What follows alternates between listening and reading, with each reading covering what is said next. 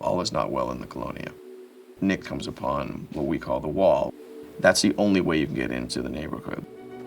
He finds everybody on the fringe of the Colonia, and they are there because one of their own is sick and is dying, and he's about to offer himself up to the Wall. Papa. What Nick sees is a group of people who are so committed to the idea that this is just an extension of life and it's not to be feared. There's a belief system that goes with it. There's a real rationalization for it, but it's a bit darker. There's a little bit of a darker edge to this place than he expected. This is an extension of what Celia had at the compound. It is the friends, the family members of the neighborhood. They protect the living, and the living, we are there to protect the dead. Madison is hell-bent on looking for Nick, Travis, and Chris. Strand just wants to get back to the boat. I think he realizes it's a lost cause. Madison thought the boat was still gonna be like home base. She still had the hopes that Nick and Travis and Chris would know to come back to the boat. Even though we wrote a sign for them, it was another moment of letting go. It was another nail in the coffin for her.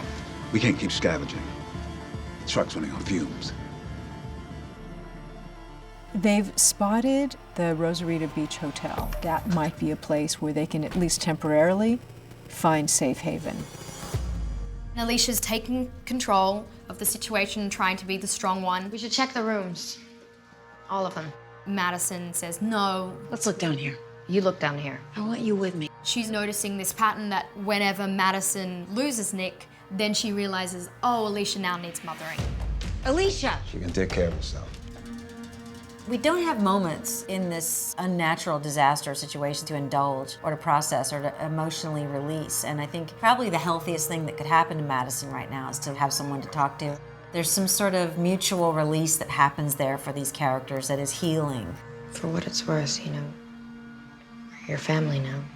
I think because she's lost her mother, she's lost her father, Ophelia was trying to re-find herself. So she goes off because there's a little bit of her past life that's still a question for her. She's desperate to figure out who she is now in this new world.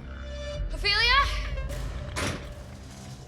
The one thing they're short on in the Colonia is water. These guys who were trafficking in drugs prior to the apocalypse are now trafficking in all goods, specifically water. We see that these guys have basically camped out their families as well. You know, it's not dissimilar from what we've done at the Colonia. It's not dissimilar from what happened at the compound.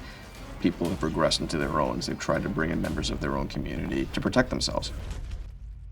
The thing about Nick is he has a quality about him which is unthreatening. And it's a strange innocence because it's balanced with street savvy and sort of a harder quality. You let your sister go for 1 week without it? You're gonna pray she turns just so you can kill her. What Nick clocks over the course of this episode is that Marco's sister needs the oxy that they bring far more than they need the water. And Nick realizes that there's room here to negotiate, and there's room for me to broker a better deal. There's a beautiful redemptive moment in that, in this world, the ability to offer something that's at least going to give some distraction, some happiness for even a short little while.